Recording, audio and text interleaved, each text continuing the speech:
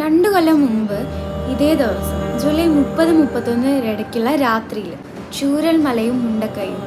ഇന്നും ആ പേരുകളൊക്കെ കേൾക്കുമ്പോൾ നമ്മളെ മനസ്സ് എപ്പോഴും സൈലൻ്റായി പോകലുണ്ട്. ഒരാഴ്ചയോളം നമ്മളൊക്കെ ന്യൂസിലും ഒക്കെ ആയിട്ട് കേൾക്കലും കാണലും പ്രാർത്ഥിക്കലും ഒക്കെ ഉണ്ടായിരുന്നു. പക്ഷെ ഇന്ന് എത്ര പേർക്കാണ് ആ സംഭവം ഓർമ്മയുള്ളത്? ഒരു രാത്രി കൊണ്ട് വീടുകളില്ലാണ്ടായി, സ്കൂളുകളില്ലാണ്ടായി, ഒരുപാട് സ്വപ്നങ്ങൾ മണ്ണിനടിയിലായി. നമ്മുടെ ജീവിതത്തിന് ഒരു ഗ്യാരണ്ടി ഇല്ല.